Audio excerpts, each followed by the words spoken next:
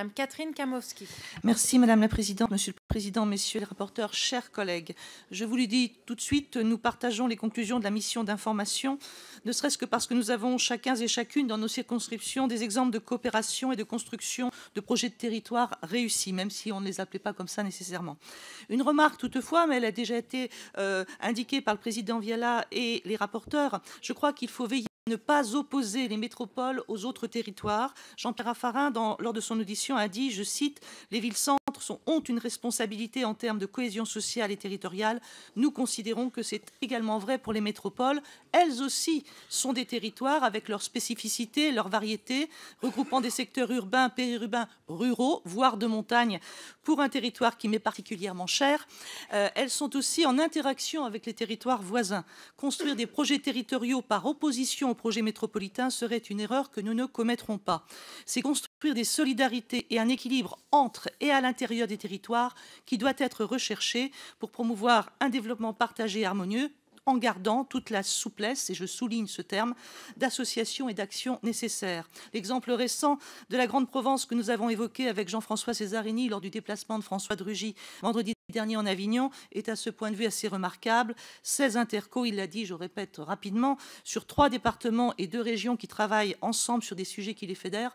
Voilà vers ce quoi nous voulons tendre. Je pourrais également citer l'exemple des communautés détentrices d'incinérateurs de l'arc alpin qui se sont regroupées il y a 5 ou 6 ans pour travailler ensemble à une thématique environnementale forte autour de la question du traitement des déchets. Mais c'est moins sexy que la Grande Provence, je vous l'accorde. Une autre question de ce rapport est celle des relations entre les territoires et l'État. De ce point de vue, le rôle fort de guichet unique proposé pour l'Agence nationale pour la cohésion des territoires est une bonne chose. Il ne faut à ce niveau-là pas non plus oublier le rôle central des préfets qui accompagnent au quotidien les élus locaux et symbolisent la présence et l'action de l'État à leur côté. Le rôle des élus locaux, c'est bien de saisir et d'organiser les opportunités sur leur territoire. Notre rôle à nous, législateurs, est de mettre à leur disposition les instruments pour le faire. C'est le sens de la prochaine réforme constitutionnelle qui doit permettre de faciliter l'expérimentation par les collectivités et surtout d'autoriser la différenciation. L'expérimentation actuelle permet déjà de prendre plus ou moins en compte la diversité des territoires. Son recours doit être facilité. Elle est déjà, certes, le préalable à une généralisation sur l'ensemble du territoire national. Elle peut aussi conduire à la différenciation pour adapter localement l'action publique d'une collectivité. Cette évolution de notre modèle républicain est aujourd'hui pertinente, même s'il nous faut être vigilants sur une éventuelle accentuation des inégalités et l'indispensable protection des principes constitutionnels.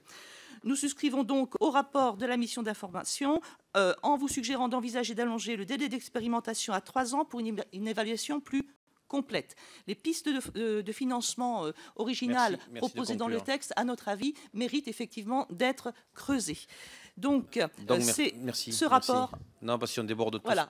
Oui, j'avais prévu 4 minutes. Alors, normalement. Comme Yael fera la gentille, moi je ferai le méchant, donc ne m'en voulez pas. Voilà, on a défini une répartition des tâches assez classique au demeurant. Donc la parole est à Madame